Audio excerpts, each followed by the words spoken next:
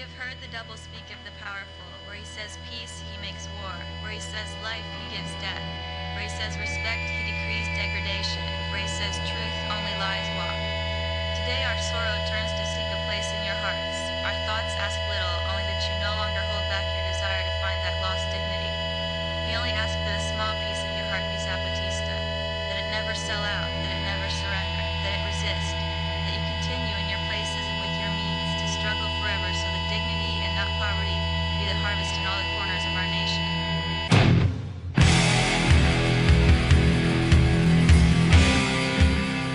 It's incredible, very friendly. Depth, chill, and welcoming. Yeah. Rowdy, dirty, and drunk. By the grace of God, Slint,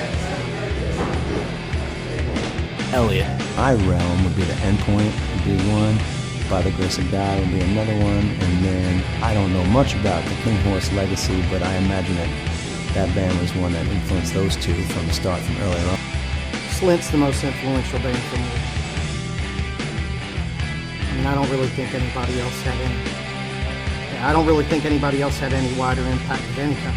I know right now Another Mistake is like a big band that kind of, they're no longer in existence, but they fueled a lot of the bands that are current and going strong right now. Because I remember, I would come in to Louisville to see shows at like Uncle Pleasant's and stuff when I was a teenager. So now it's awesome that every night you're looking like, hey, there's 3 shows I can decide to go to. Like Skull Alley. Oh yeah, I miss Skull Alley like crazy. It was a good time. The most fun I've had, I don't know if it was the best show I've ever been to, but House of Blood just felt so damn comfortable there, so. I honestly didn't get to check out Chestnut House, but everything, like all my favorite people went through there so freaking much, so I'm really... Easily my favorites are Mag Bar, the New Vintage. I like Kaiju quite a bit. Yeah, I mean, it has the feeling of the smaller places that everyone was forced to do. But the best shows, I think, happen in the tap room. House of Blood was the best place I ever played. Yeah, ever. Music scene, like every musician, great sense of community, very tight. Everybody helps each other, everybody helps cross-promote each other. It was the best experience playing in a rock band that I ever had. And my first show was in January '83. The older generation being a lot more welcoming and open arms to the younger kids would be probably the biggest. And a lot more younger kids getting involved and starting bands and booking shows, etc. Like being like, that was the craziest thing ever. It's just like, that was badass, and I really felt it inside.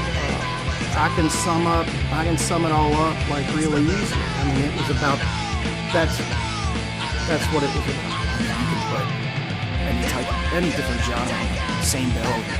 People come out and have a good time. And, it's a really good city for that. Either because they were, following a trend and pretending like they weren't, which is fine. That's fine. Or just nobody cared. The first couple years I was here, there weren't a lot of shows even really. Either that or I wasn't getting invited to them, but in the last year and a half now, we've got a bigger scene again. So we'll say that there wasn't as much of a sense of community. I think nowadays there's more than ever. Shoot your foot. Yeah. That's the Louisville way. To get a chance in the world. That's what we do.